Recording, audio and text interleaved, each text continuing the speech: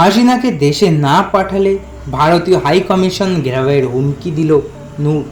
বিস্তারিত জানাবো তার আগে বলে রাখি, আপনি যদি আমাদের চ্যানেলে নতুন হয়ে থাকেন তাহলে অবশ্যই চ্যানেলটি সাবস্ক্রাইব করবেন এবং ফেসবুক পেজ থেকে দেখে থাকলে অবশ্যই পেজটি ফলো করে দিয়ে যাবেন। আসুন জেনে নেওয়া যাক বিস্তারিত। গণ অধিকার পরিষদের সভাপতি ও ডাকসুর সাবেক ভিপি নুরুল হক নূর বলেছেন, ভারতের সাথে আমাদের বন্দি বিনিময় চুক্তি রয়েছে। শেখ হাসিনাকে অন্য দেশে পাঠানোর তদবির না করে অবিলম্বে বাংলাদেশে পাঠানো হোক, তা না হলে ভারতীয় হাই কমিশনার ঘেরাও করবে গণ অধিকার পরিষদ। শুক্রবার অর্থাৎ 9 আগস্ট বিকেলে রাজধানীর বিজয়নগরে দেশের স্বাধীনতা, সার্বভৌমত্ব রক্ষায় ও গণতন্ত্র প্রতিষ্ঠায় জীবন উৎসর্গ করা সকল বীর শহীদের প্রতি শ্রদ্ধা, ছাত্র জনতার ও গণঅভ্যুত্থান পরবর্তী শান্তি শৃঙ্খলা ও সংহতি প্রতিষ্ঠায় সাম্প্রতিক সমাবেশ তিনি একথা বলেছেন।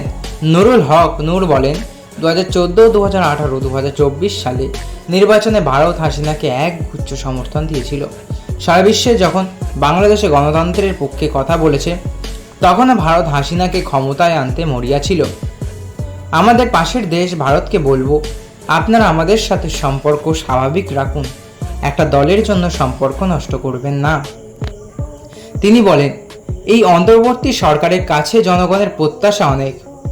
তারা জনগণের ম্যান্ডেট নিয়ে সরকার গঠন করেছে।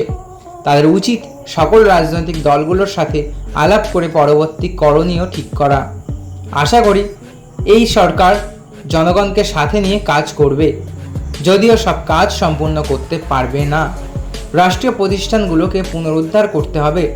বাংলাদেশ থেকে যে টাকা পাচার করেছে, সে পাচারকারীদের এই সরকার অবশ্যই বিচারের মুখোমুখি করবে।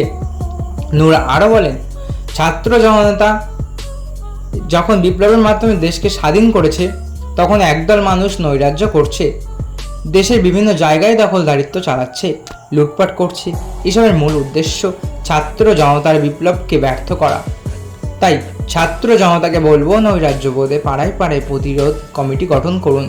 এসব নৈরাজ্য গণ অধিকার পরিষদ, বিএনপি, জামায়াত করছে না। এগুলো কারা করছে? আইন শৃঙ্খলা বাহিনীর উচিত তাদের চিহ্নিত করে বিচারের মুখোমুখি করা।